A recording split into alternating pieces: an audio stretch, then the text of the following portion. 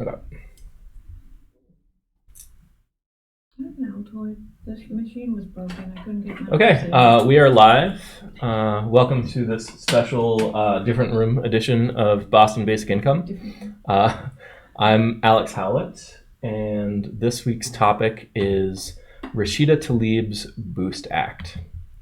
So the Boost Act, if you're not familiar with it, is I would say it's got some features of basic income, but it's not a full basic income. So just quickly, the Boost Act is an expansion of the earned income tax credit, such that people making below $30,000 a year or below, individuals, will get $250 a month. Married couples will get $500 a month, and single parents will also get $500 a month. I thought it was below $100,000. Below $30,000. There's no work requirement. Above $30,000, it gradually phases out. So that might be what you're thinking about, Richard. So the Economic Security Project is funding the Stockton experiment, which we've talked about before. So this article is called Guaranteed Income. Yes, Rashida Tlaib is right to give you money. So it's an opinion piece in Newsweek. So I want to start with a question, and the question is, to what extent do you think, so also the Boost Act was introduced into Congress in June. It hasn't been voted on or passed into law or anything like that. It's a bill that's been introduced. And Rashida Tlaib is a congresswoman from Michigan. So the question I want to ask is, to what extent do you feel that something like the Boost Act can help move us toward toward a universal basic income? Yeah. So let's start with Steve and go clockwise this time, because everything's backwards today. It's a backwards meeting. Well, it's giving money to poor people, so it's a tiny step in the direction of universal basic income. But other than that, I have complaints about all the details that might actually make it worse than nothing as far as basic income. What you got? Or do you want to save it for later? Well, let's see. It's not enough money to actually let anybody quit their job. It's not enough money to get somebody, to keep somebody above the poverty line, and it's not. It doesn't replace even the federal minimum wage. So it's not enough to actually get a poor person. Get poor people to change the economy, really, to the economic revolution that I think a real UBI would cause. I don't think anybody's really going to quit their job or any sort of change. They just have a little more money. Okay. Yeah. I agree with all that. I just read it, so I have a question about earned income credit. Yes. The delivery of this income, would it be monthly? Because I think of that as tied into the regularity, as tied into the basic income, and this seems like it would be in a tax season instead of. Yeah. So this is actually designed to be a monthly tax credit. So you get paid okay. every month. Okay. So that's kind of one of the things that sets it apart from the current earned income tax credit. Okay. So that's a question I had. Okay. So, but even if you get it, I have another question though. Does Boost stand for anything? Is it an acronym? Do you know? Yes, it does stand for something. It stands for, let's see if I can do it without looking it up. Okay. Building our opportunities to survive and thrive. Okay. That's fine. I mean, you had to find words that fit into that acronym. Yeah. It's fine if it. Yeah. I think it's not even a baby step. It's less than a baby step toward a basic income. I think that maybe trying it this way would give people a sense of how it could be delivered, for one thing, how often they would see, you know, this increase and what difference it would make. But I don't, like Steve, I don't think it would make much of a difference, actually. It doesn't seem like enough. Even for somebody who's really poor, $250 a month? Not enough. I mean, Would more than double my income. I know. I know. It's true. I mean, it would have to be in addition. It would never be able to replace, even if somebody saved a lot of it, you know, it would take a long time to save enough to be able to quit a job, say, or, you know, just live on the margins of society like an artist. It just isn't enough. Okay. Richard. Isn't it an earned income tax credit? So that would mean that it doesn't, you have to work in order to get it. And so that's completely different from basic income. Right. It's more akin to a negative income tax in that way. But,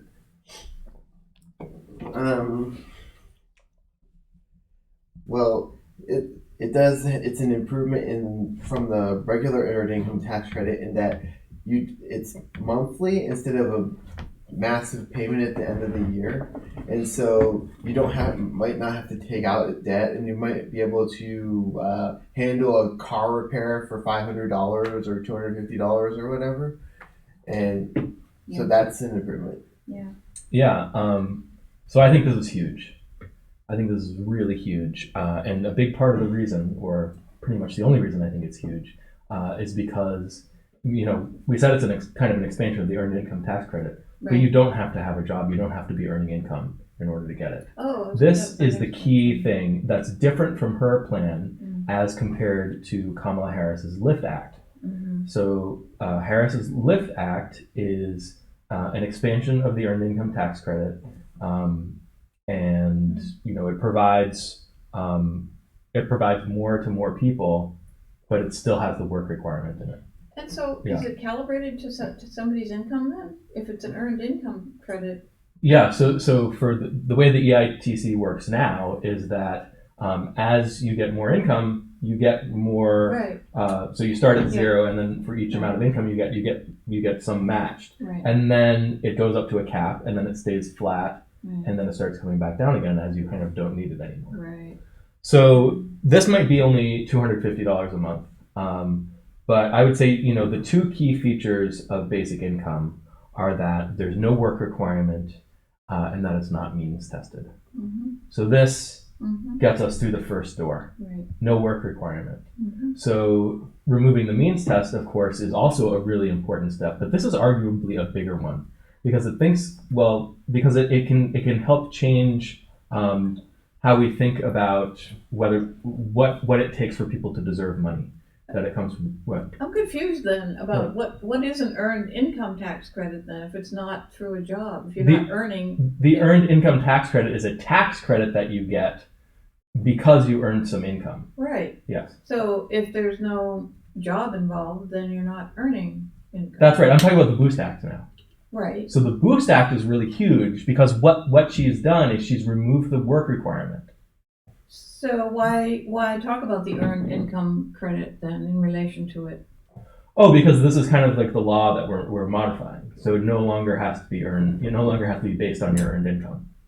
That's confusing, actually. The Boost Act is not an earned income thing. It's not. It just evolved from that you know, like income support system that was already in place. Right. Yeah. Okay. So it's a modification to it that would require changing the name because it's not based on earned income anymore. Right. And people would ask the same question, where does the money come from then? If, you know, in an earned income credit, everybody would understand, okay, that's from somebody's income. But no. The earned income tax credit doesn't come from your income. It comes from the government because it's rewarding you for earning an income. Yeah, okay. Right. But it's tied to your income. It's tied to your income. Tied to it. So where the money comes from is not, you know, like, it's not a different question depending on which one of these systems we're talking about. It's the same question. Okay. Right. So it could come from, you know, anywhere, right? So this is not what the act is about. It's not like, Andrew Yang's plan where there's like a specific tax Right. associated with, and that technology kind of and all thing. that. But I mean, Actually, I don't something- know if there's a specific tax associated with it. My guess is no. It's a spending bill. If you don't work, though. Yeah. So you're still getting an earned income tax. No, you would get the boost, you get the money from the Boost Act, but you do not get the earned income tax credit. This is the thing that's changed. I know, but So- where is that money coming from then? That she's talking about. If It's coming from the same place the money would come from the earned income tax credit. Oh, Right. It doesn't make a difference, right? interesting. Like it's not like I don't understand what's the question. Well, I guess I'm confused by the terminology.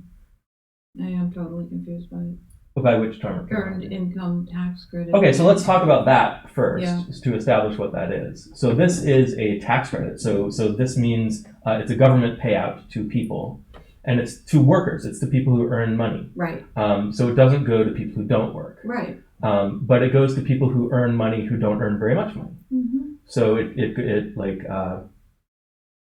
it augments the income that you're already getting if you're a low wage earner. It does not benefit people who don't work. Right. Following me so far? Yep. So in terms of where the money comes from, the money's coming from the government. Right. The government has to do whatever they do to spend money, and that's the same as any other government program. And the calculations on how much you get is Mhm. based on how much you've made. Yeah, but that has nothing to do with where the money comes from. Right. Right. Okay. So you're saying that there's no calculation based on how much you've made with Boost. There's It still phases out once your income gets high enough, but there's no kind of minimum to it. It still goes to people who don't earn any income at all. Okay. So that's the key thing Right. that distinguishes it. Okay. And I agree with you guys that it's not very much money, and obviously you'd want, if you want a full, if you want the kind of basic income we talk about in here, usually you'd want it to be a lot more money. But that doesn't mean that it's not a good thing. Because, if you have, say, fully calibrated basic income, the effects are kind of the maximum we can get from that basic income.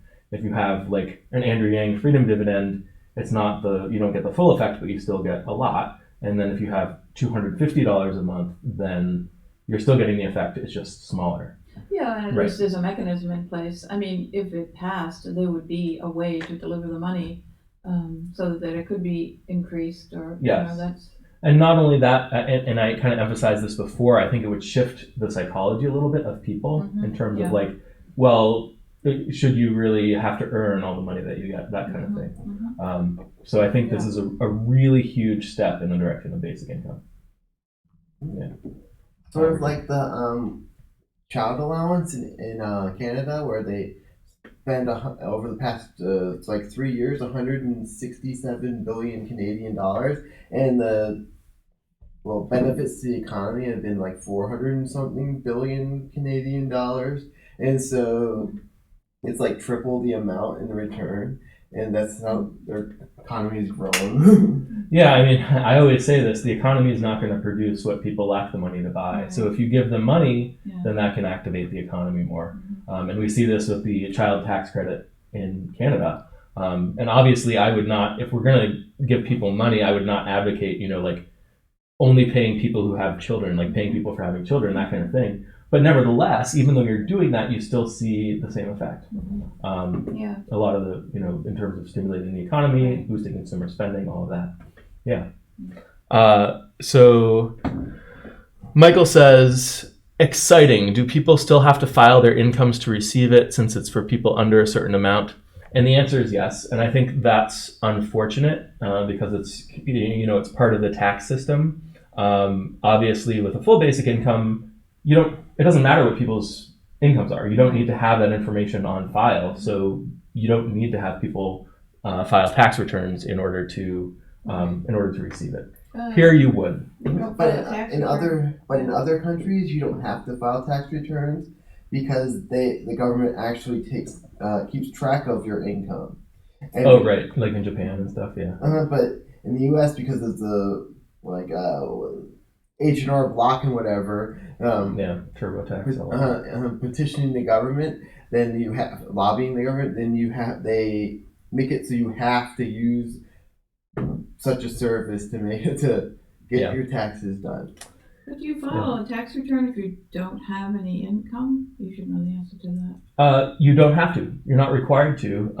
But in order to get the benefits from this, Then you would have probably want to, because you want to show that you didn't have the income so you can receive the Right. benefit.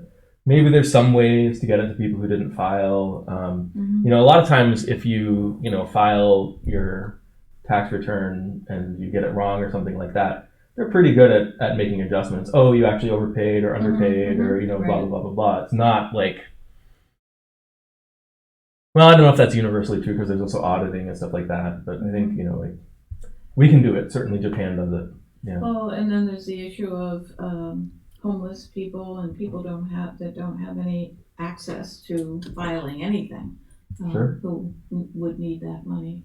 Yeah, so you'd want to at least give them access to PO boxes or some address where they could receive mail potentially. Yeah, I would imagine that there would be both nonprofit and for-profit services helping people get this. Because if they're getting $250 a month, Right. now you can sell your service to them to Right. help them get the $250 a month. Right. So I don't imagine that we're going to have a problem where homeless people just aren't going to get it. I don't imagine that that's going to be the case, because the incentives are such that even if the public sector fails to help them, the private sector has an incentive to help them get their money. Go around and canvass people in tents on the street. Maybe they will. Sure. I mean, Yeah.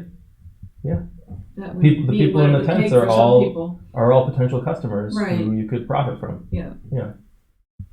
And they win and you win. Yeah.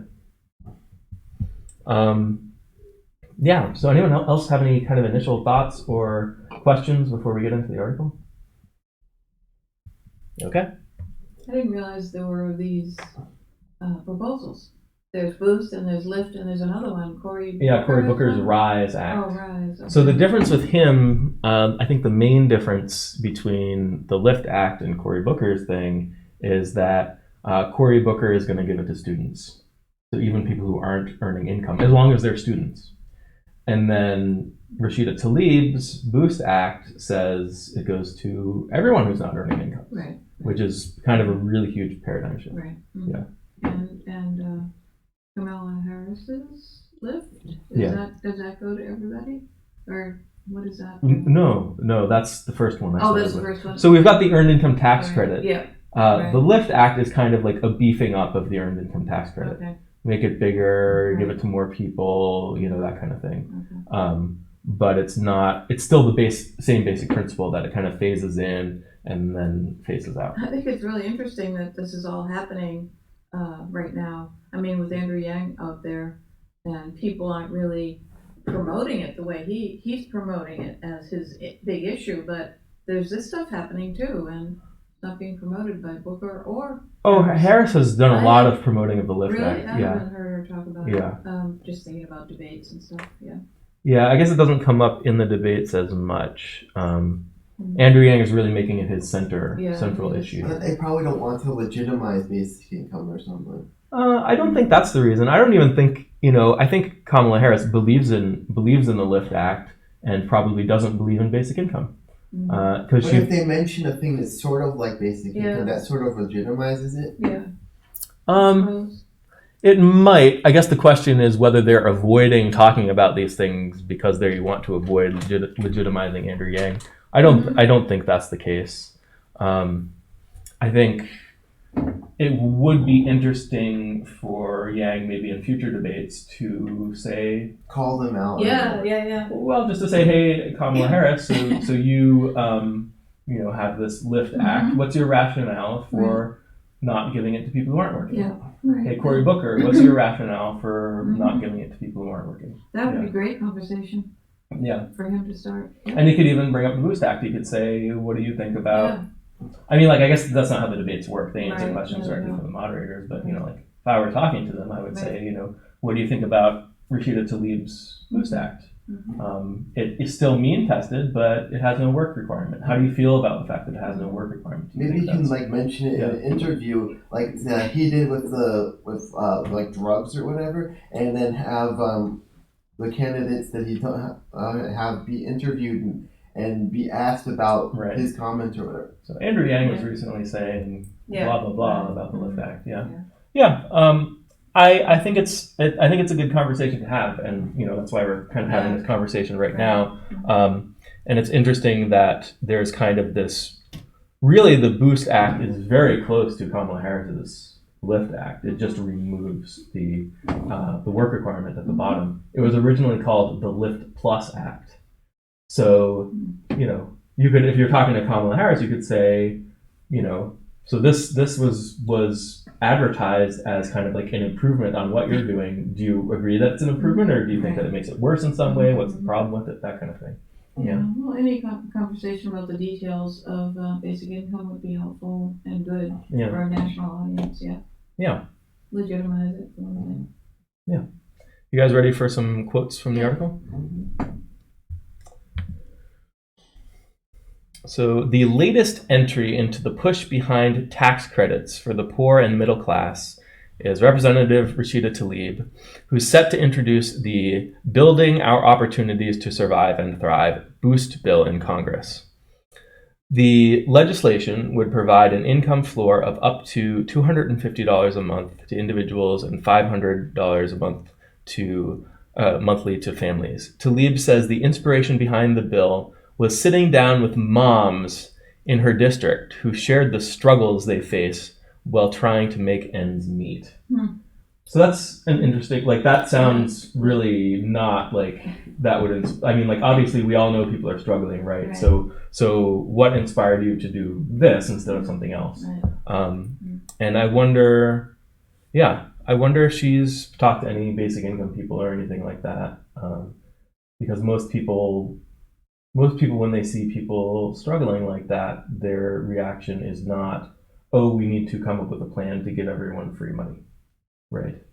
Isn't she one of the people who's with AOC, and AOC likes basic income, but she doesn't mention it? Yeah, so she's kind of part of this group of Democratic Socialists? Would she call herself that? I'm not even sure. Maybe, and Ayanna Pressley maybe is also one of them. It could be. I know that Alexandria Ocasio-Cortez used to talk about basic income before she got famous, and then she stopped talking about it. Now that could indicate that she's changed her mind and no longer thinks it's a good idea, or it could mean that politically she feels like she doesn't want to go there. It's a minefield or whatever. Yeah, I wouldn't be surprised either way. I think, a lot of people have some pretty kind of compelling and convincing arguments for why basic income is a bad idea, and maybe you should talk to some of those people. Yeah.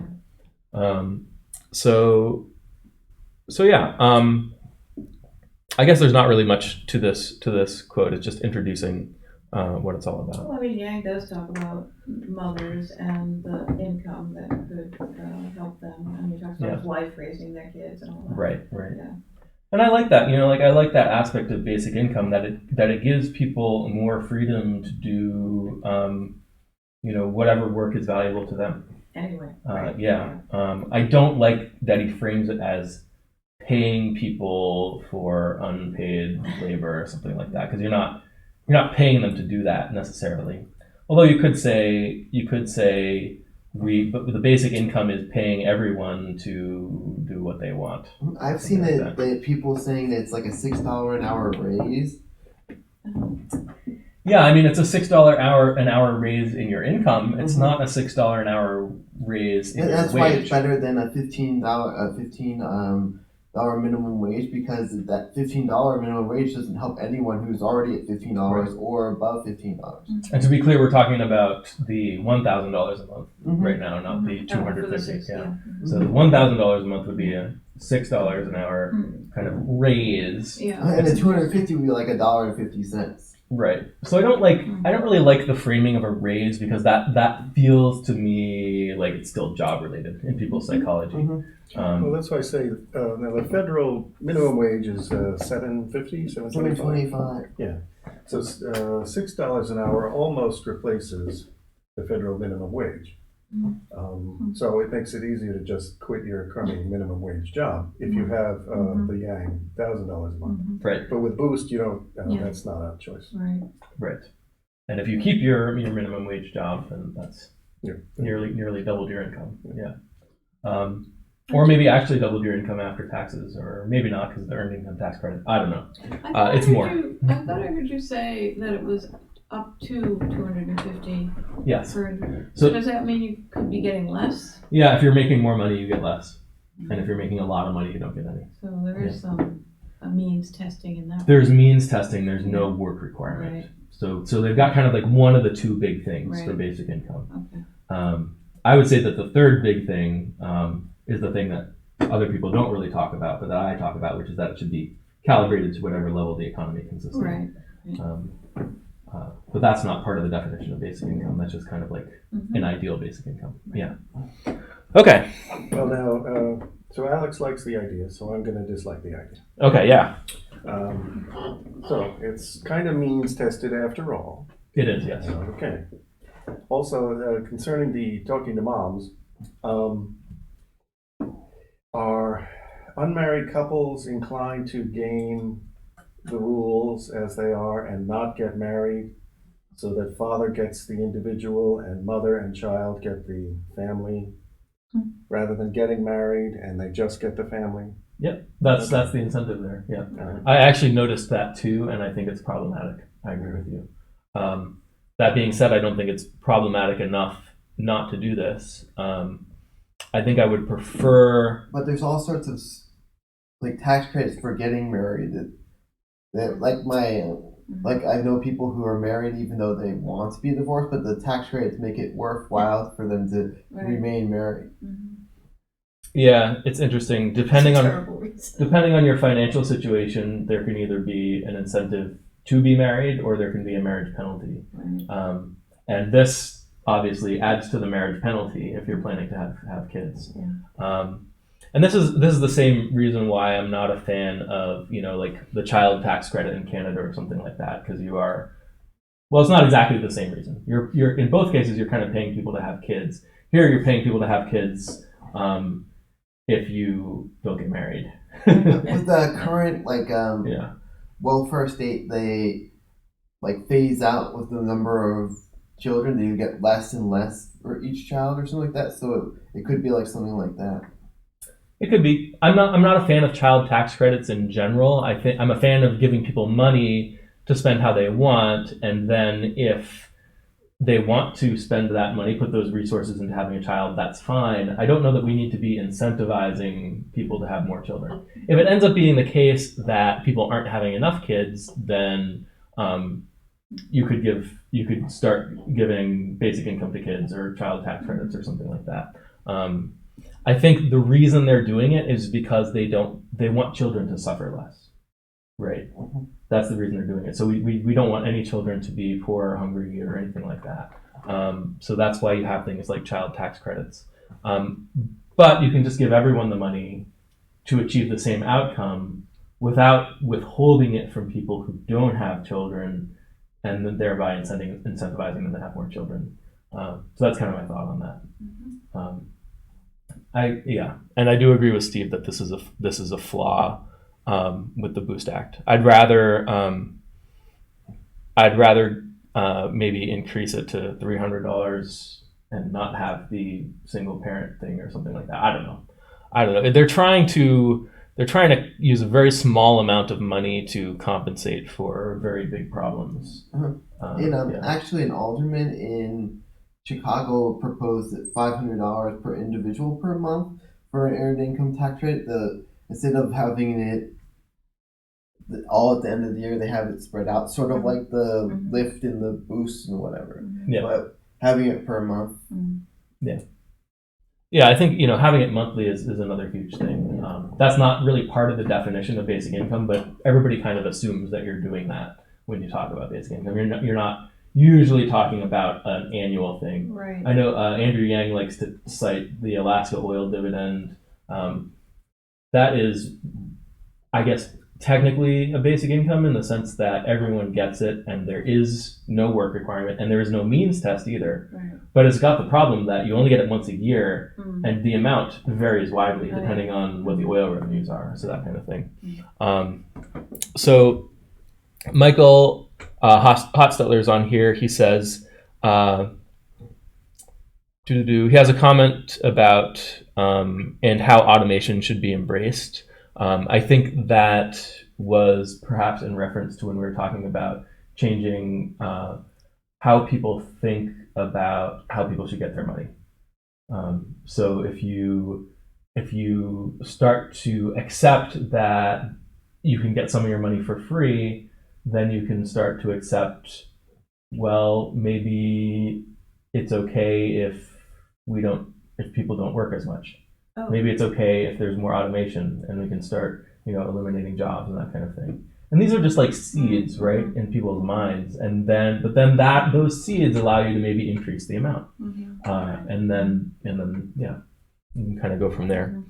And then he says, as far as means testing, are there any stipulations other than making a certain amount for boost? No, there's no stipulations beyond that. Other than the thing we were talking about, where if you're a single parent, you get the you get double the amount. You get the amount that a married couple would get. But other than that, there's no means testing. And I think you could characterize the single parent thing as a means test, because now you have a parent who doesn't have a co-parent and they have to raise a child, so you're getting this extra amount. I would say that in some ways is a means test as well. Well, and you can't go over a certain amount.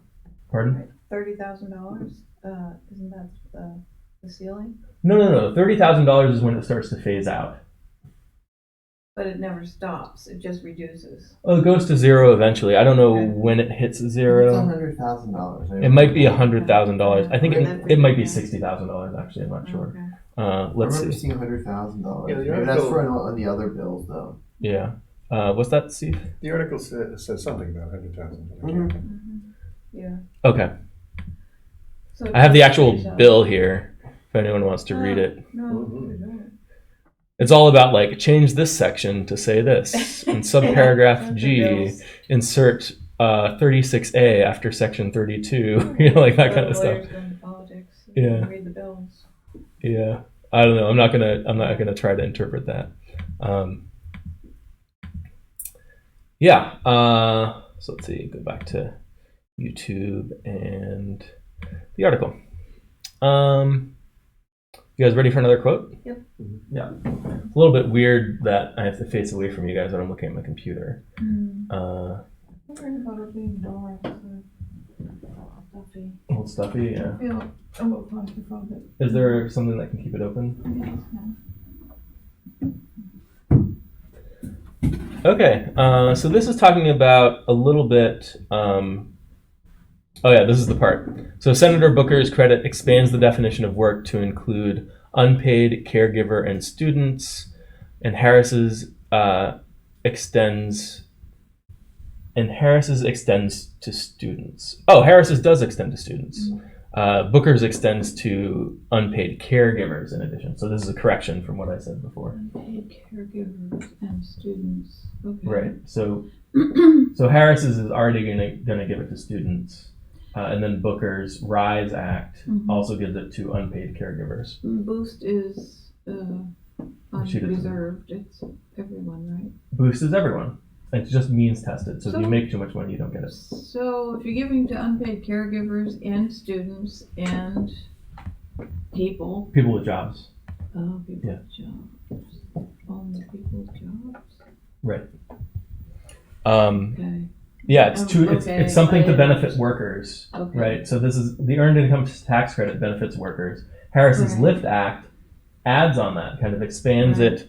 expands it to students and increases Okay, the amount, I think, okay. as well. But it's worker-based and income-based. It's Yeah, worker-based okay. and income-based, Okay. yeah. And then the same thing with bookers, except now it's unpaid caregivers as well. Okay. And then Rashida Tlaib says, let's just give it to everyone. Right. And that's where the main difference is, yeah. I mean, they could start adding in new categories of things, probably. You could do that. I don't think you're ever going to get to kind of a universal thing if you just keep Yeah. piecemeal adding in Right. categories. And then it kind of like, But people locks might it. be more comfortable with that, is what I'm saying, because then they're thinking, well, we're not encouraging people not to work, which is a big thing for some people. so then you get to a point where it's basically going to almost everyone anyway, and Right. someone comes along and says, hey, we're giving it to these 56 different groups of people that all have slightly different conditions on them. What if we just give it to everyone and simplify the whole thing, or something like that? Is that what you're imagining? Mm-hmm. Yeah. Yeah. That could be To the way to build get. it that way. Because I think people are more comfortable with categorizing who gets what, even though it's more complicated. I mean, I think that could be a way to get there. It's going to be harder to flip this switch of it's okay to get money you didn't earn. If you just come up with all these different Oh, really? categories You think of it's why harder? people deserve it, right? Basic income isn't money you deserve or I you know, earned, right? but a lot of people want to think of it that way. I mean, they Right. don't like thinking about money given out for, free lunch. They don't Right. like that. And so this way there'd be these conditions and eventually they get to, well, there's so many, we might as well just give it to everybody. Right. I don't know. Well, let me jump in here then and say that the Yang's freedom dividend can be considered to be a literal dividend Mhm. to all the shareholders. Mhm. People complain, oh, the Yang is going to give $1,000 to the rich people. Well, Right. rich people are shareholders and get Yes. dividends. Right. Yeah. So to treat it as a literal dividend means it's should be universal, and that makes sense and might make some people. More I mean, comfortable it's with that. a real Yeah. dividend rather Yeah. than welfare Right, explained away. And all these categories would go away. 'Cause Yeah. it's, everybody. Well, and he presents it that way, that we all should share in the wealth of, Amazon and Google and these big Yeah. technology companies. Yeah. And I'm surprised that Thomas Paine's original justification for his version of basic income was sort of a You're not The able public- to get the fruits of the earth anymore because it's all divided up into property. yeah. That Right. it was. He seemed to think it was a mistake to chop up the originally public land into a bunch of private stuff. It started out public, and the public should have were shareholders from the beginning and should have been getting a little bit of the rent Mm-hmm. all along. Yep. Mm-hmm. Yeah, it's a little bit interesting because, I mean, I'm not a fan of these kinds of justifications. Like it's more because those are kind of more of a moral argument than they are. Well, what is the thing we need to do to help people be as well off as possible? Well, I Which don't is think- also a moral argument. I don't think it's a moral argument. That's I think it's a definition of private property or public property argument. So it's an economic. I think framing it as, we are all shareholders and owners in this, that part is a moral argument. Then once you've accepted that, then it's the economics again, right? I still don't see, in terms of the public land, well, let's see, to take the electromagnetic communication spectrum. Sure. It's considered to be public, and it was auctioned off by representatives of the public. But it was considered to be public, and everybody gets a cut from the auction. But it was always just a public property issue versus a private property issue. I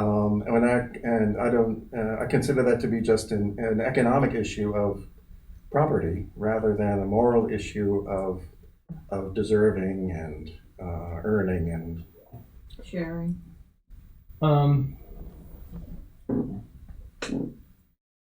Yeah, I'm not sure it's a moral.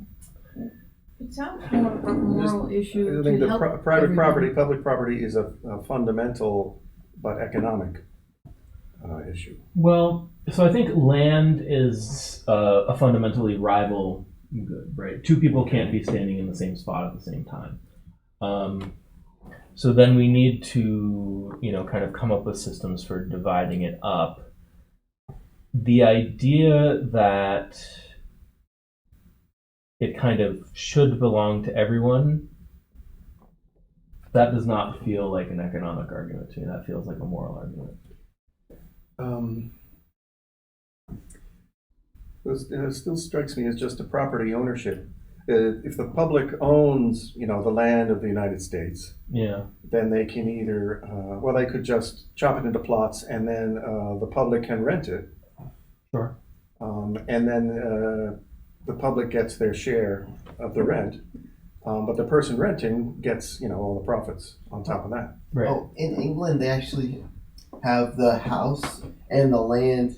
You can own the house, but you don't own the land, or you can own both the land and the house. It's really weird. Oh, yeah. Huh.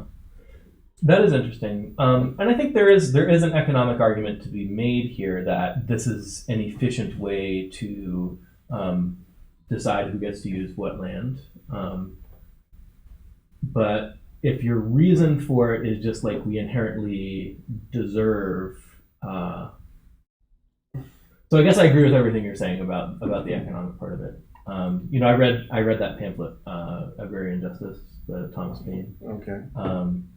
And actually, it's kind of a side note, but interestingly, what he's proposing is not a basic income. What he's proposing is It's a one-time dividend or whatever. Right. At It's like age 25, I think it is. yeah, it's like a stakeholder grant. I'm not sure what age it is. It might have been 25. It might have been younger than that. But you get a certain lump sum to start your life with and invest. And then you get a dividend, like a Social Security after age 50, because that's Right. like considered really old back then. So it's kind of these two things combined. It's this kind of stakeholder grant of like get yourself started, and then after you reach a certain age, you get the old age pension from the government. Yeah. So it's not quite basic income. So when Andrew Yang says Thomas Paine was for it, I don't, not exactly, not the same thing. Yeah. But yeah. And I guess we could have kind of, I guess we could have a semantic argument about what counts as a moral and what counts as economic. I guess, even no matter what you're doing with kind of like your economics, there's got to be something, some foundational thing in there that ultimately can't be tested or questioned, right? Like for me, that would be, I want people to be as well off as possible, and that's like everything else kind of derives from that. So the question is, how do we achieve the most prosperity? If there's someone who's doing economics and they don't care about human beings, or they only care about rich people, or they have some other goal that's different from what my goal is, then they could come up with a perfectly valid economic system that would maximize whatever they're trying to maximize. Yeah, it's sort of like the gray goo issue, or the AI creating unlimited paper clips, converting all the matter in the world to paper clips or something like that. If that's your goal, then if that's what you're trying to maximize, then you can do that. So if your morality is every particle in the universe deserves to be part of a paperclip, then that's kind of like your moral foundation for that kind of economic system. That's really interesting. I haven't heard you say that before, and I've never heard it before. It accounts for the kind of divergent and sometimes really divergent views in economics, and people saying, I used to think, well, it's science, it's math, really. So why are there so many opinions, and why are there so many theories around it? Yep, and every model is incomplete, right? Because it's a model, what you're doing is you're capturing the variables that you think are important, right? So then it comes to, my model might come to a different conclusion than your model about how the world works, because I think different variables are important, or I think Not like different goals are science. important. It's not like science in that way. It's not like science in the sense that it's not about,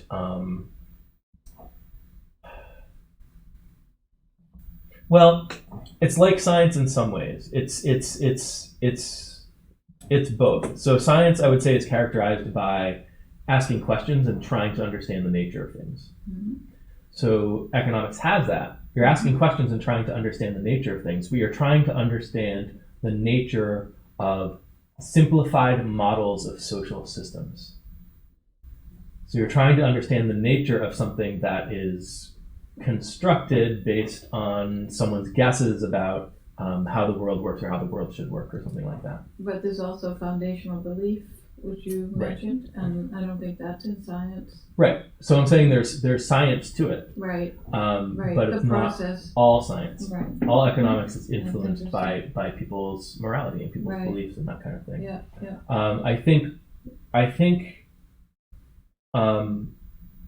I think most people, if you ask them what they ultimately care about, and most economists even, they would say human prosperity. Mhm. They would say, we want people to be as well off as possible.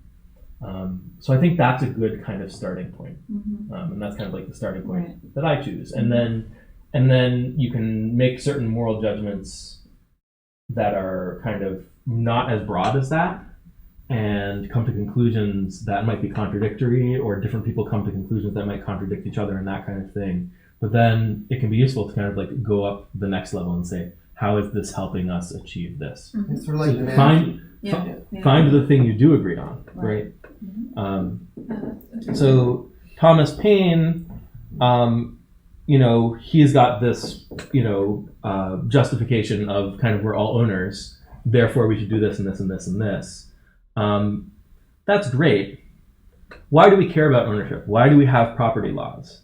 We care about that because we think society will function better, or not because we necessarily think society will function better, but because society functions better when you have property laws. And ultimately that serves human prosperity too. So I would go to Thomas Paine and I would say, with this way of thinking about it, are you going to get where you need to be to maximize human prosperity? That kind of thing. And I don't think you necessarily would, because he's not getting his numbers anywhere in particular. He kind of made up numbers that seemed reasonable at the time for Mhm. what money was worth at the time and that kind of thing. And said this is roughly what people need to get started in life. Mhm. People put in work. He believed in work, and this is like people should get their reward at the end of their life for all of the stuff they've contributed, that kind of thing. We want to take care of people. All of that, but he wasn't asking how do we maximize human prosperity, Mhm. and he wasn't. I don't think he was questioning the idea that people have value because of work, or he was kind of on board with that. Yeah. I would say people have value because they're people, Mhm. and if I was talking to him, I would say, why do we work? Mhm. Like, what is the purpose of that? What is the result? What is the outcome that we're trying to achieve? And the reason we work is because we're working for other people. So ultimately, it comes down to people again. Like the workers serve the people. It's all about the people, not the workers, right? About the consumption of other people.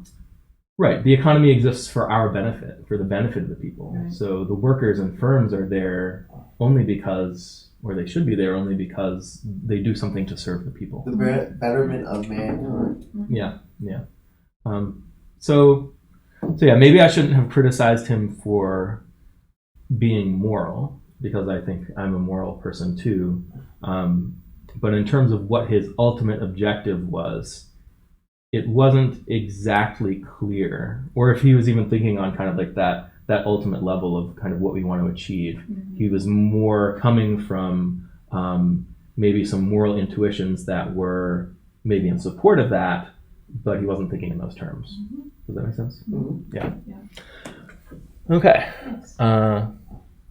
We should do one on Thomas Paine at some point. That's actually not a very long pamphlet, right? We Oh. could all read it and talk Yeah, about it. Yeah. that'd be great. What's it called? Something It's called like Agrarian Justice. Agrarian Justice. Agrarian Justice, right? 1793. So people have value because they're all farmers Right. contributing Yeah, food. sounds like yeah, that. right. Yeah. And then it's all about land, of course. Right. And Henry George kind of continued in this vein with his 1873. yeah. So we might do one on Henry George too. Yeah. Okay, back to the Boost Act. Mhm. Anyone have any thoughts before we get to the next quote? Okay, here we go. So she's talking about the struggling moms, and then it's their situation is increasingly common in an economy designed to siphon wealth to the very top, while those who toil in the hard work of supporting corporate profits find that a 40-hour work week is no longer enough to cover the bills. In fact, even with the economy approaching full employment, nearly 40% of adults report they have trouble meeting their basic needs. At the same time, the richest 0.1% of Americans now owns the same amount of wealth as the bottom 90%. So this seems like a very kind of moralistic thing, right? Well, these are the words of the writer, not These are of the words of the Tlaib writer. or something. Yeah, Natalie Foster. Okay. So yeah, this is not like we don't know if Rashida Tlaib would kind of like agree with this paragraph, or if this is just kind of like a moral framing that Is it like quoting Rashida Tlaib? no, not at all.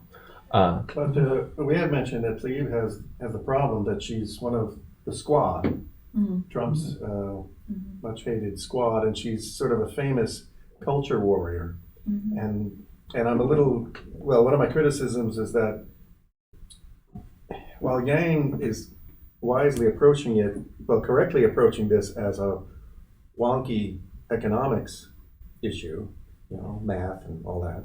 Right. And I think that's correct and maybe politically wise, but Tlaib. It's spelled Tlaib, but it's pronounced Tlaib. Tlaib, good. Yeah. I can pronounce that better. She's a culture warrior, but between her and this writer, it makes it sound a lot more culturally combustible than it needs to be. I agree with that. Yeah. And certainly, this language, like siphon wealth to the very top. Yeah. People often talk to me about, or even Andrew Yang talked about it too. He's talking about like Amazon sucking up the money, corporations siphoning money from communities, that kind of thing. And what I like to remind people is that when money is being siphoned up, goods and services are being siphoned down in the same magnitude. I don't right? like the siphon. You don't like the siphon? No, because siphons you pour through and it goes through. It's gravity. Yeah. So I mean, it's a metaphor. I know. It might not be an apt it always metaphor. bothers me when people talk about siphoning things up. Siphon. It's really like sucking or vacuuming or. You can siphon things. You can siphon things up. You can. Yeah. So the idea with the siphon is that, well, you've got a tube, right, and then you've got Yeah, you can use like gravity to push it. The tube's like right. U shape, and it pushes it up. Yes, By capillary action, the money goes up to Amazon. Yeah, the money tube. Yeah. Right, but it's kind of a roundabout metaphor. Yeah, I guess Andrew Yang usually says sucking up Which is fine. or vacuuming up or something like Sort that. of like if you're like the river thing, and there's like a tributary that's sort of like the siphon that goes up to Amazon or whatever. Yeah, I don't know. Well, but I'm not on board I think with Amazon is siphon. poorly chosen because Amazon and Walmart and McDonald's, they're the ones who are going to do well when poor people get more money. Yeah. He should choose something else that rich people want, BMW or Yeah. Yeah. or the Silicon Valley, the juicer that juices your free Juicero? juice packs. Yeah, Juicero, that was a famous one. Yeah. Yeah, Juicero might lose out. But I don't even think they're still Well, around. anyway, Yeah, but anyway, kind of, I guess the point I was getting at here is that when money is going one direction, goods and services are going in the other direction. So when people are losing money, when their money is being sucked up, so to speak, that's because goods and services are being sucked down. It's exactly the mechanism we want. We want money to be flowing away from consumers and goods and services to be flowing toward consumers. Them, yes. The question is, how do you supply that money to consumers? And then basic income, of course, is the answer to that question. But the idea that this is somehow morally wrong, that Amazon is selling us all these things we want to buy, I don't know. It's fine. That sounds the way it's supposed to be. Yeah. So let's see. And then it's, those who toil in the hard work of supporting corporate profits. So then it's this framing that, like all of the value in our society kind of comes from labor or something like that, that these corporations are exploiting the workers, that what the work that they're doing is what makes the corporation possible, therefore they kind of deserve a reward, that kind of thing. And again, Well, I mean, some corporations are exploiting workers, bad conditions. But I mean, we had labor laws because that was happening in the mills. There is the possibility of that. That mostly it's not that. People are not being exploited physically or being, under harsh conditions, but it could be. It's not out of the question. Like Amazon warehouses. Yeah. I would push back on that a little bit. I would say, is it Amazon's fault that working at Amazon is more miserable than not working at Amazon? Or sorry, less miserable than not working at Amazon. I'm not on board with that argument. What do you mean? That's too much blaming the big. Well, they don't really have a choice, right? Whose fault is it that they don't have a choice? Is it Amazon's fault? Or is it the fact that we don't have a basic income? Is it the government's fault for not paying the basic income? But that's what exploitation is. Is what? Taking advantage of people who don't have a choice. I mean, yes, it's done for profit, and yes, they'd be out on the street otherwise. And they're not really they are under harsh conditions. So what if we just have a rule that you're not allowed to hire poor people? That doesn't make any sense. Well, it would solve the problem that you're talking about.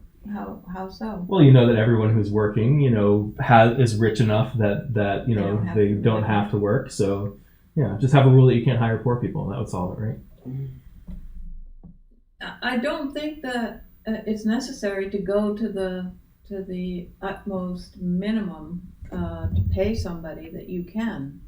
That's what the profit system does. I mean, that's what we're in. Sorry, can you say that again? Well, I mean, to pay as little as possible to get the work that you want or need. That's what people do. Yeah. You don't want to pay more than you need to. Yeah, of course. To get what you need. Sure. So it creates this competition, and I mean, that's what capitalism is. But are you saying that's a problem, or are you just kind of acknowledging that that's how it works? No, I'm saying both. Why is it a problem? Because I don't think there's much of an opportunity for corporations, even if they wanted to break out of that, and reward people at a higher level, they'd then lessen their own competition and viability in the marketplace. Why do you want them to do that anyway? Well, because people who are not like Walmart people and Amazon people who are not getting enough money to live on, they're working 40 hours a week, but they're not really getting enough to live on, and they might be in exploitative, physically, like Amazon workers in bad conditions. So Michael says the poor aren't getting the benefit of the economy flowing down to them because they don't have money.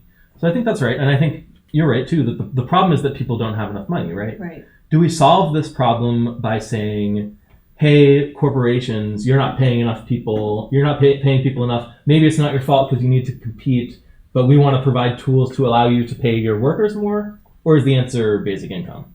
Well, I don't know how that could work, to provide tools to pay your workers. Well, minimum wage, right? So now everyone has to pay the same minimum wage. So now you're not losing out competitiveness by paying your workers a minimum wage, for example. Okay. Yeah. Okay. Or food stamps being paid to like Walmart workers and workers, things. Sure. But I mean, like, what's our goal? Is our goal to increase people's wages? Or is our goal to fix the problem that people don't have enough money because they're not able to benefit enough from the economy? And wages are one way to do that, but now you're paying people more than you need to pay them to do the work. Mm-hmm. Why not basic income? Well, yeah.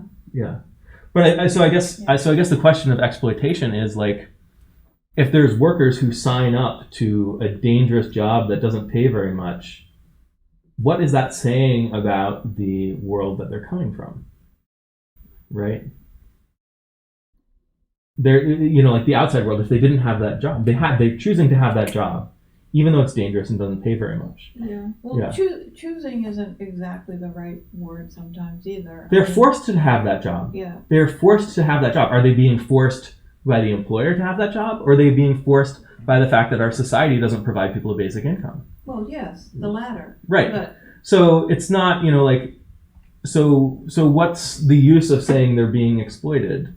Why it implies that people have value because of the labor they contribute or something like that, and then we are not appropriately compensating that value. It's kind of this judgment about like people need to be paid according to the value they contribute, which is not how markets work. well, how would you feel about child labor then in your world? Your Yeah. argument? So this is a great question because we do come up with these. We come up against these kinds of issues when we talk about child labor because if you say if you're the United States and you say, hey, Vietnam, we won't trade with you unless you crack down on child labor. Now all those families who were benefiting from that income, right? Yeah. Most families are not going to send their child to work unless it Right. actually benefits them. Right. Now they're not allowed to do that. Right. Now they lose out, right? And one of the reasons for if you outlaw child labor, it switches over to child marriage instead for like 12-year-olds or whatever marry these 25-year-old men or whatever. Right. So I would say the problem isn't if children are working in really difficult conditions and that kind of thing, that's awful. That's a problem. We need to address that. You don't address that by banning child labor. You address that by giving families the resources to not have to send their children to work in factories. Right? Yes, that's not the way it was done here, at the turn of the century. Right? No, we had like labor movements and everything. Right. Yeah. And you brought up labor movements earlier, but we could have gone in a couple of different directions. We could have said, hey, wait a minute. Wages and jobs are not providing people with enough money. We need to put a system in place to provide people with money because that's not what the labor market does. That's not what it's for. We could have recognized that. Yeah. Instead, we said, hey, people don't have enough money. Let's improve jobs. Let's improve wages. Let's, do all these kinds of things so that people can earn a living and flourish and that kind of thing. So we had this kind of choice, and I think we went down the wrong path. Yeah. There's also a third way, like they did in Europe, where they have fewer hours and they have more vacation time with it. Well, we did that too. We didn't always have a 40-hour work week. Obviously, they may have gone further in some European countries. They've gone further in most of the European countries, but certainly we made some progress in that direction too. The 40-hour work week is something unions had to fight for and that kind of thing. But if we'd had a basic income, then unions wouldn't have had to fight for that because people would have had money and they could have said, I don't want to work in those crappy conditions, or I don't want to work that many hours. Right. And then maybe some people did want to work that many hours anyway, and then that's okay. They're not being exploited anymore because they have more of a choice. Yeah. So that's kind of why I asked about do we want to ban hiring poor people? Because you can imagine you want to work on a project with a friend and neither one of you is being paid, and maybe that feels morally okay. Now, what if your friend is really poor and you're kind of taking up their time? Now, that feels less okay, or paying them a tiny amount of money feels somehow morally wrong, even though it's better for them than them just working for free and that kind of thing.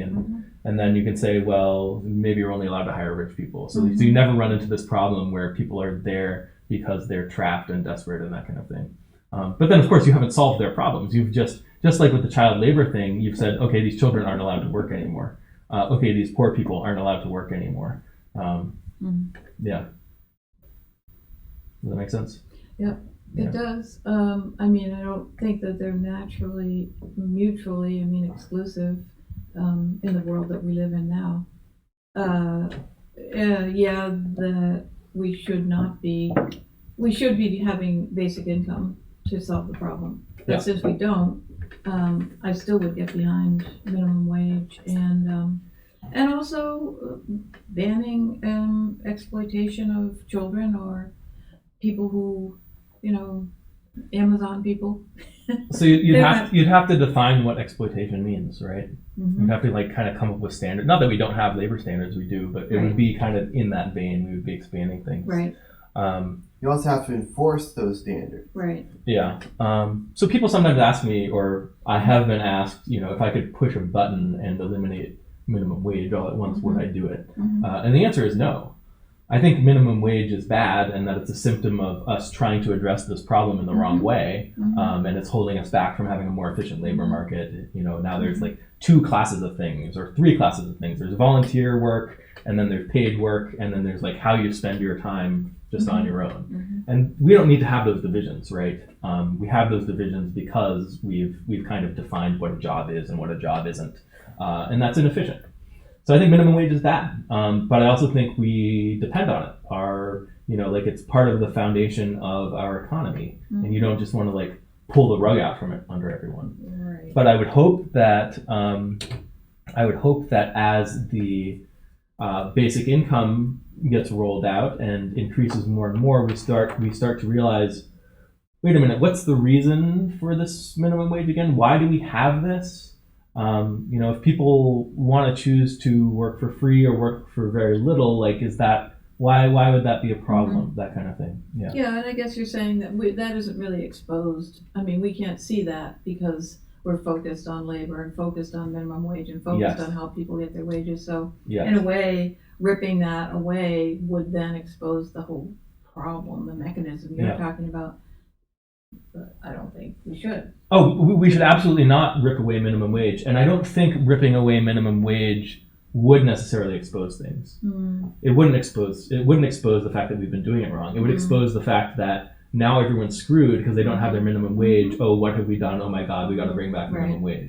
Right. Yeah. I think So the way to expose things is through stuff like the Boost Act. Start giving people money that doesn't come from a job. Then people will be like, well, wait a minute, maybe that's an okay thing. And they can start to shift their moral values around this stuff. Yeah. And it's interesting because I do think this is so huge. The Boost Act and not having a work requirement is so huge. But Natalie Foster here again, is talking about those who toil in the hard work of supporting corporate profits. Right. That's what So- we just got off on that. Yeah. Right. So she's still talking in the language of Yeah. workers and labor. And I think Rashida Tlaib, generally speaking, does as well. It's about, working families, et cetera, et cetera. And probably, if you were to talk to her, I mean, like, I don't want to put words in her mouth, but, there are people out there who would say that people who don't have jobs, they're workers. They're just workers without jobs. Like Yeah. these people are workers who are down on their luck or that kind of thing. Right. But we need to value them and respect them because they are our workers, right? Yeah. So and then there's this idea that if you help people, a big part of helping them and helping them succeed in the economy or thrive in the economy is that they'll be able to find a job, right? So it's still. Even though this Boost Act is kind of a seismic shift toward basic income, which I really think it is, it's still being kind of described in the language of labor and workers. Which is probably necessary for it to get any traction at all. Yeah. Well, I've been coming to think that a lot of people talk as if there was a golden age of blue collar labor in the 50s or something. But as far as the free market is concerned, there was never a golden age for the blue collar worker in an actual free market. It was in the teens and 20s. It was terrible, and it was made less miserable by unions, by a completely not free market mechanism of state sanctioned, defended by law, monopoly cartel on labor. The reason why it was so good in the 50s is because the manufacturing base of most of the world was destroyed during World War II. And so there's like, America's was untouched pretty much.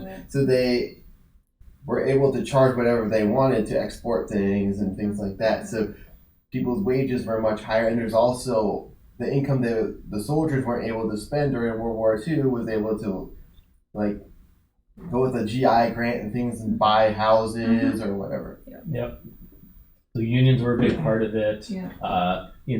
Us needing to make up for the lost capacity of the rest of the world was part of it. The GI Bill was part of it, right? It was all kind of, and it was, it was a golden age. It was a golden age for white blue collar workers. It wasn't really a golden age for black people. Redlining. Yeah. So yeah. even if we took away automation and globalization, our current blue collar workers' current problems, and went back to the golden age still requires unions. It's still not a free market. Right. So the free market experiment has never been done in America. Well, maybe in the beginning, but. Yeah, I guess it's hard to say what is truly a free market. I think, people in this room might say that you can't have a free market without a basic income that's calibrated to the productive capacity of the economy, right? But, I think it's always true that the market is partly defined by the institutions that support it. So how do we want to design those institutions? You can't have a market without institutions, because without institutions, you don't have a monetary system. And you can't have markets without money. And you can't have an efficient market if you are, forcing people to do unnecessary work to give them incomes, that kind of thing. So yeah, I mean, like, I agree with that. I think, I think a lot of the people who are pro-free market don't even necessarily understand that this is a necessary ingredient. And maybe you're right that they look back at the 1950s and they say, I don't know. I guess, do some people look back at the 1950s and say that was like that was due to the free market, and that was like Trump supporters, pretty much. Trump supporters. It's sort of the golden age they're nostalgic about, but I don't think they've thought about it as libertarians. Yeah.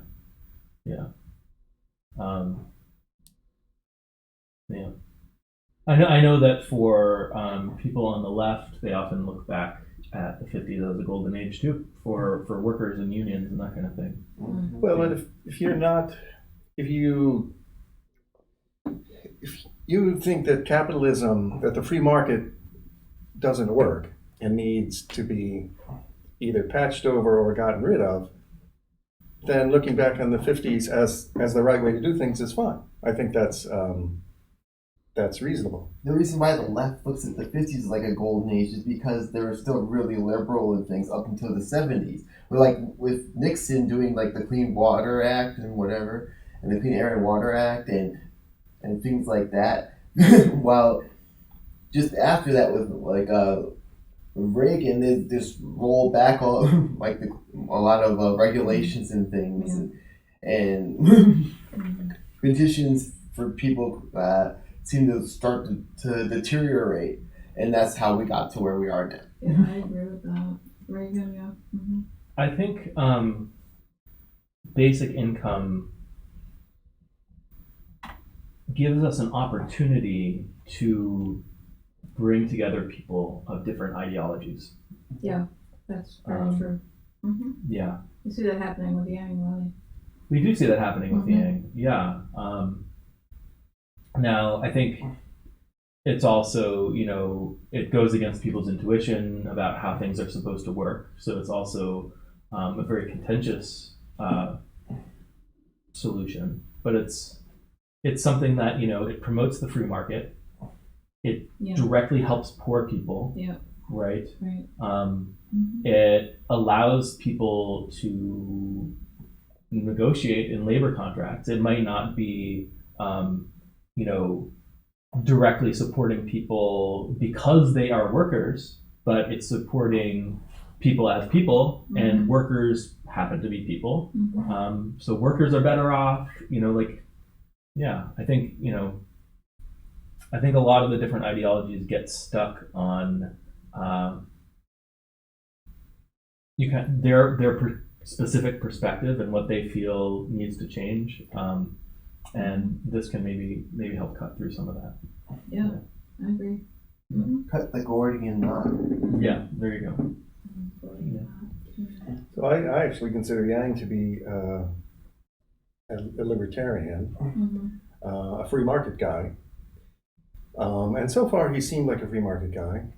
So, a couple days ago, Bernie said something about like rent control across the nation, which is not what a free market guy would say. But I think Yang has not said that, and hopefully he will disagree with that and explain why a UBI would actually address those problems in a free market manner successfully. Yes, I would be very surprised if Yang suggested that we have nationwide rent control. He has talked about building more houses, like the YIMBY stuff. Yes, in my backyard. Loosening some of the zoning restrictions and that kind of stuff. All of that is really good. I don't know if he's thought very much about how basic income will help the housing market. My guess is that he hasn't read my article, Universal Basic Income Fixes the Housing Market. But yeah, I think he is more of a free market guy. Caveat on that, I was surprised in the most recent debate. I don't think we got to this clip in our discussion, but he was asked if he would end the China tariffs, at least on day one or something like that, and he said no. And he said a lot of things that made it sound less free tradey than I would have kind of hoped for. He did say that the Trump tariffs were kind of a haphazard patchwork of capricious. I don't know what words he used, but he was basically saying he decides one thing and then changes his mind, and it's a mess. He was saying that we need to have a more orderly approach. But he didn't push back against Elizabeth Warren and Bernie Sanders on their kind of protectionist stuff, as I maybe would have expected, especially like a free trade person would have. So I don't know. He talks about protecting American jobs and the international trade. He still talks about creating jobs and protecting jobs, and yeah, and he's definitely pro intellectual property. He brags about his father, 60-something patents. Yeah, exactly, that kind of thing. When I first started thinking about basic income, I was not a fan of intellectual property, and I was imagining a world without intellectual property and how our economics would work. So I hope, I hope our society can move in that direction too.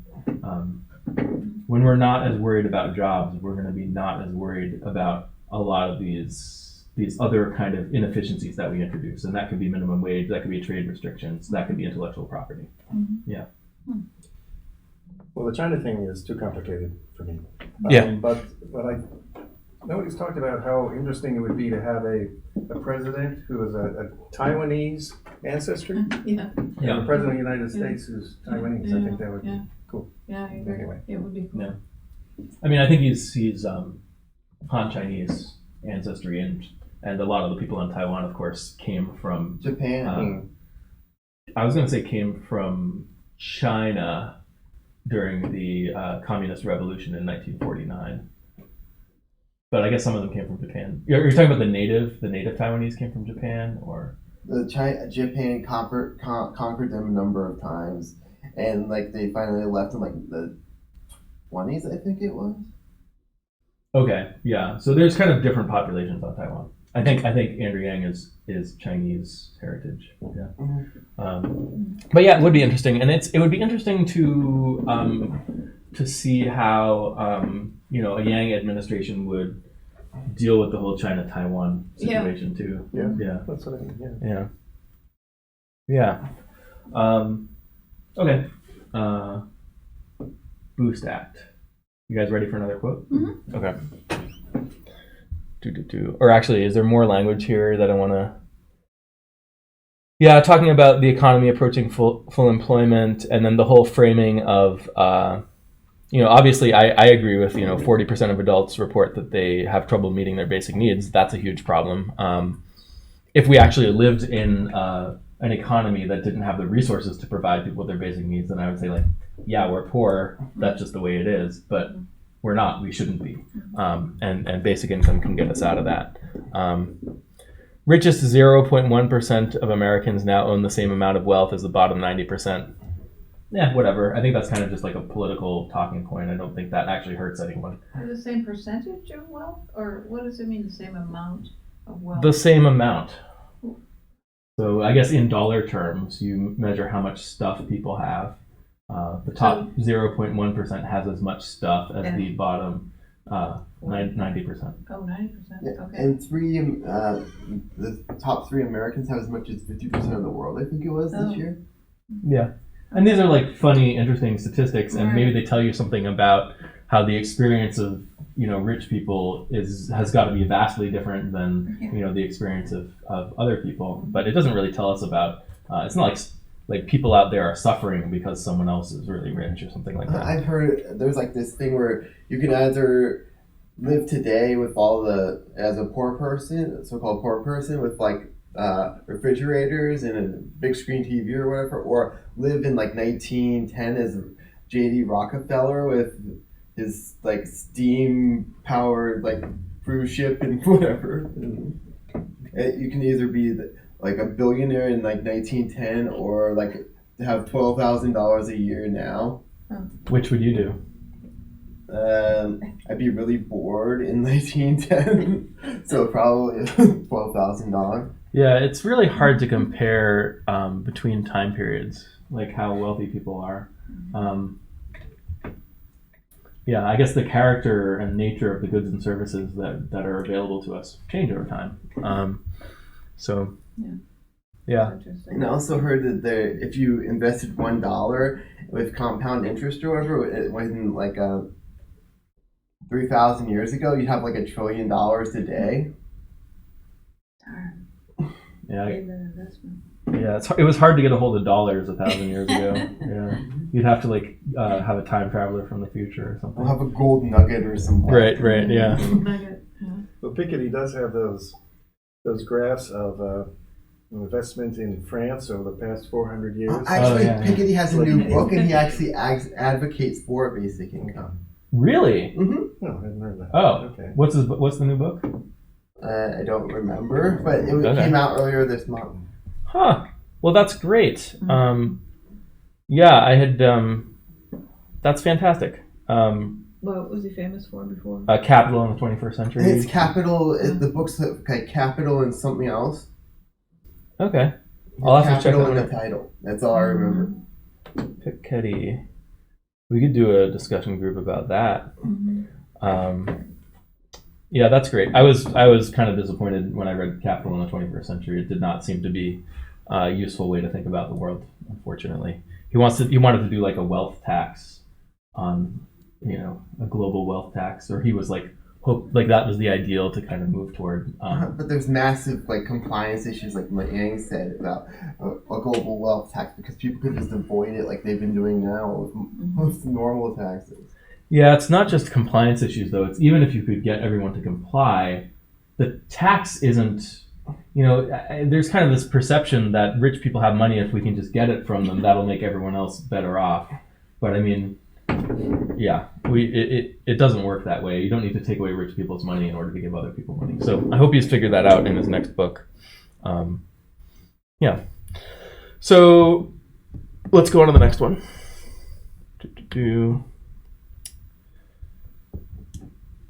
So now this is talking about kind of like all these policies that are coming up. This new generation of policies also marks an important shift in our cultural values around deservedness by challenging the harmful idea that a person's worth is directly correlated to their income. So I would have loved it if instead of income they said work. Yes. So yeah, I mean this is good. I don't know that we have this strong. I mean, like there is this idea that like rich people are somehow better. They've they've earned all this money, so therefore they must be better people, or as the work thing. But maybe it's maybe it's a step in the right direction. I mean, it's Um, related, right? The halo effect around a rich person Has to do with has to do with valuing their work. Yeah. Yeah. even if they don't work. If somebody worked, you know, in their generation before them, or somebody amassed their wealth somewhere. So And the idea, or a big part of it, is that your income implies something about some hard work that you or your family has done, or someone has done some hard work to get you that income. aristocracy. Right. Yeah. So I think that the point that Natalie Foster is getting at here is that we're kind of separating the idea, the notions of income from work, that your income might not actually reflect how hard you're working, or that kind of thing. And that's fine. Right. But again, no, and I think that is useful because, if your income has less to do with how hard you're working, then maybe, and people start thinking about that Question more. it, yeah. I think from her perspective, she's saying there are people who are working really hard who are not getting enough income. Yeah. But if we start with this nugget right here of maybe income and work not being that tied together, we could also maybe go in the other direction and say maybe people who don't work very hard could get an income too. Especially poor people who don't work very hard. Or you don't have to judge them based on that necessarily. I do think that the big obstacle to UBI is what I'll call the work is the new church. Right. And I've actually read a couple of writers who have basically said that. So it's no longer my own invention. Work is the new church. Some of the writers say they're sort of libertarian, saying work is the new church, and that's how it's supposed to be. That the economy really is supposed to is the only place you're supposed to get meaning and purpose in life. Right. Yeah. The other one was a critic of the Orrin Cass book, said that Orrin Cass is trying to go back to, it's attaching too much meaning and purpose to work. What Orrin Cass and his nostalgia is really referring to is church. Meaning, purpose, family, community, stability. What America really needs is to go back to church. But instead, they're talking about going back to the factory. So this was a person who would be a proponent of getting people back to church. Back to church, yeah. Huh. And most of the people who, after you've subtracted making money from work, some writers really get carried away on how working is supposed to give you every other intangible you need in your life. Right. That's Well, a all sense I of can tell purpose you. is pretty big. Yeah. You can get a sense of purpose from work. It's as good as church. Well, and there's this bizarre thing, Orrin Cass in particular, this bizarre thing that women can stay at home and get their meaning and purpose there, but men, they'll never do that. In fact, they shouldn't even stay home. Right. And they get bored and violent when they stay home. So I actually read an article about Kentucky and how there's this one county where they closed down pretty much all of the coal mines, and they reluctantly allow women to go to school, and so they can become nurses and things. And now it's a majority women working county. It's like the only ones in the U.S. And how the men are actually like Mr. Mom or whatever, taking care of the children and trying to find a new job underground. Yeah. Yeah, I think that's.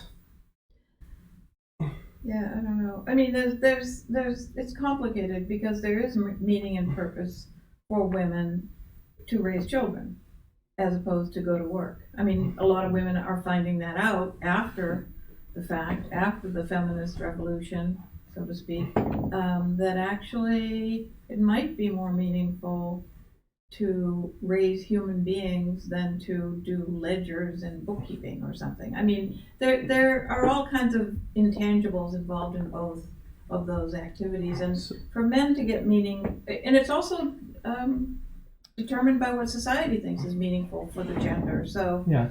So let me broaden that. yeah, So I think by default, we spend our time in ways that are valuable to us. right. That could be taking care of children. It could Right. be doing the kind of work that we want to do, Hmm. right? But I think our culture overvalues kind of labor market labor. Yeah. Like work in the labor market. Mhm. And labor is somehow noble, even though you're being paid to do it, right?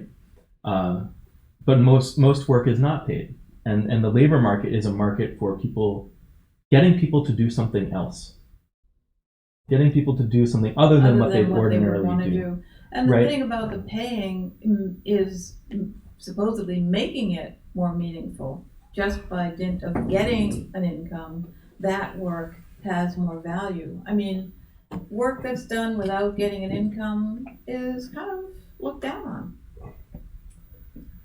In relation to, so you could be, a great bookkeeper and earn a good income doing that, even though I don't know why I say bookkeeping, but it just seems like so boring, and repetitive, and, that you go in and actually do these tasks, like ant-like tasks, and then somebody who's raising children, who does all kinds of creative stuff and all kinds of purposeful things that have an impact on other humans, doesn't get paid. But that work as bookkeeper, society values it because it's being paid. Really? Yeah. Yeah, it is interesting because we value different things kind of for different reasons. Like, Right. obviously, traditionally, we very much valued women staying at home and taking care of children too, right? Maybe not in the same way. Like, I think in a lot of ways in our society, we kind of thought of men as better than women because they were doing the real Yeah. work, that kind of thing. Like Yeah, hunting or absolutely. But there was also this kind of like putting women on a pedestal. They're doing Yeah. this important thing and need to be Right. protected and that kind of thing. So Yeah. there's different kinds of valuing yeah. things. It's complicated. Yeah. But yeah, I mean, I think generally speaking, so let me put it this way. If we were creating jobs for the purpose of providing people with meaning in their lives, Mm-hmm. that's the reason we were creating jobs. They would not look like the kinds of jobs we have today. That's very true. It would be, Yeah. more people would be professional athletes Mhm. and, doing interesting things that kind of activate, what felt good to us, Mhm. the kind of work that we evolved to do. And, Right. And right now, if you're not really the best or close to the best at something like athletics, that's not something you can do. I mean, Right. it's not something you can earn money doing. Right.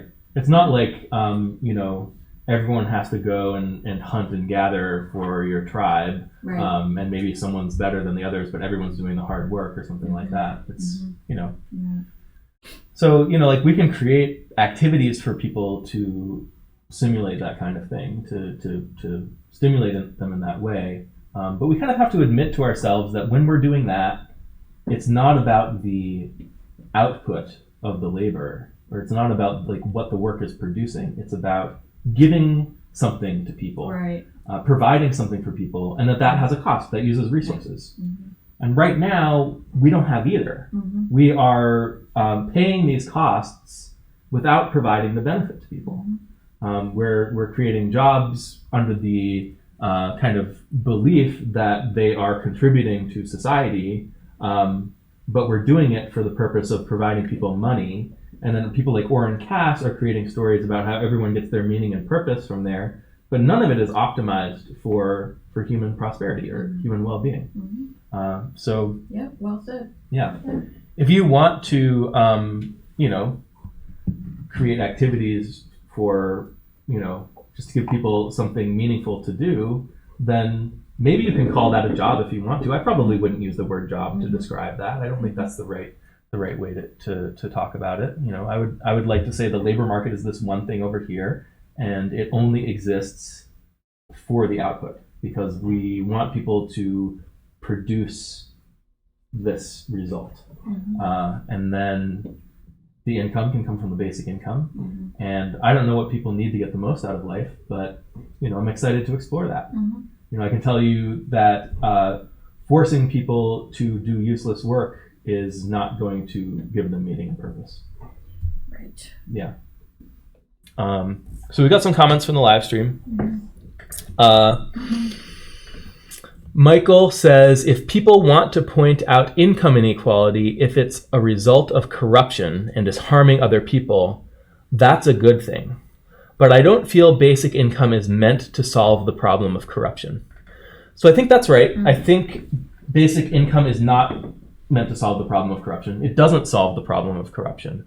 It solves the problem of how to get spending money to people, which is a very important thing that we need. I would go further and say that sometimes our politicians blame problems on corruption that aren't necessarily caused by corruption. They don't see why bad things are happening to people or why structures are set up that are harming people and something like that. And they can't come up with a good explanation for it. So then they go to corruption as kind of like a blanket thing. So I think there is corruption. I don't think all of our problems are caused by corruption. And I think many of the problems that some politicians pin on corruption would actually be solved by basic income. And it would get a little bit easier to see what problems actually are caused by that. Because one person's corruption is another person's, hey, this person is doing what they have to do to get the right thing done. They're standing up for unions. Like, I would say unions are a form of corruption. But other people, even a lot of people who complain about corruption because the unions are doing something they want to do, they don't see it that way. Like, it's a corrupting, distorting force in the market. Or corporate politics, Right. getting jobs or whatever to some region that doesn't really have much of any. Yeah.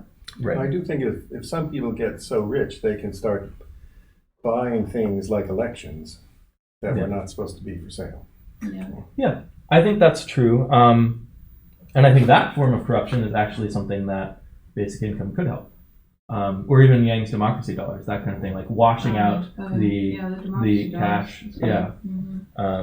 So And that's So, yeah. a separate thing from basic income, right? Separate payment. That Right, I yes. didn't really know about that until you mentioned it at the debate. yeah, it's actually been done in Seattle. Unfortunately, a lot of people, like, they mailed them out to people. These They like thought it was cheap junk ones. mail. They thought it was junk mail. Okay, Yeah. So it didn't end up working out. Right. But hopefully we do it better this time. So yeah, I mean, I think basic income helps us simplify how we can think about our problems, and that includes corruption. And maybe it reduces some of the opportunities for corruption by giving people more resources to stand up for themselves and that kind of thing. So Mitchell says, 50 Inventions That Shaped the Modern Economy by Tim Hartford is a book that has a part that discusses what you would do with a lot of money years ago, or have the modest these days. With all the differences in lifestyle, kind of reflection on tech differences, that kind of thing. So he's talking about, like, when we were having a discussion about J.D. Rockefeller versus a poor person today. So to us, even if it were to push society in a positive or important direction, people's workism would still see us as moochers for wanting a UBI. Yeah. So there's some cultural shifts that need to happen. And I think it's not like first the culture shifts, then we have a basic income, or first we get a basic income and then the culture shifts. I think it's a process of gradually moving in this direction. And I think something like the Boost Act is part of that process. It's not a full basic income, but it might help us shift our culture incrementally, and then that shift might help us get closer to a basic income, et cetera. Or maybe Andrew Yang gets elected, and Going forward a bunch. Actually, I think even if Yang got elected, to momentarily agree with Alex, even if Yang were elected, I think he would probably have to start small, and so it might be like the Boost Act anyway. Yeah, it's not at all clear that he could just step into office and then we all get freedom then. I heard he's like going to do like pilot programs first in certain cities or something. I mean, it's hard to say. I mean, I think he would want to step in and do it all at once, but the political reality might prevent him from doing that. Yeah. Let me read, let's see. That's a good one. Yeah, let me read one more quote and then we can get people's final thoughts. So it's time we break with the outdated notions that the only way to measure the value of work is through a paycheck. So back to this again. Any parent who's stayed up with a sick child all night or adult who's nursed a patient through terminal illness will tell you some of the hardest and most rewarding labor that is done in this country comes without compensation. We have the opportunity to change that, and doing so would benefit economy and, but then it's kind of again framing the money that people get from a program like this as compensation for that work, which it's not. I want us to separate that thing too.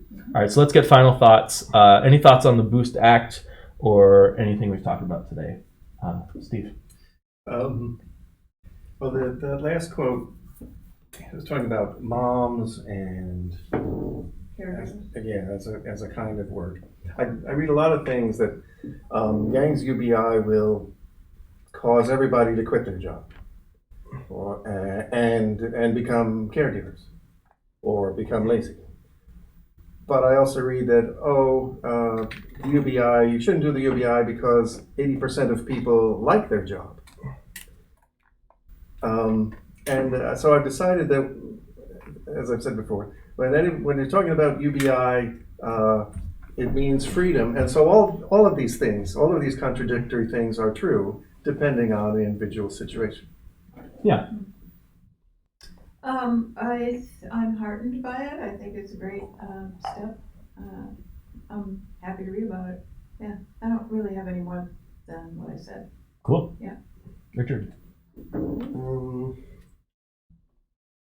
I think it's a way forward. It's incremental and doesn't really have much of a chance to be passed in the current political climate. But maybe if people take notice of it, then maybe people power could push it forward and call people's attention upon it, and maybe something like it could actually be done. Yeah. And Mitchell says, I think Rashida Tlaib's plan is a step of hopefully many steps. And Michael says, I'm excited about the Boost Act because I feel it's another step closer to no means testing and no conditions basic income. Mm-hmm. Yeah, so I'm really excited about this too. I'm glad we're talking about it, and I hope to see something come of this. Yeah. So thanks for the discussion, guys.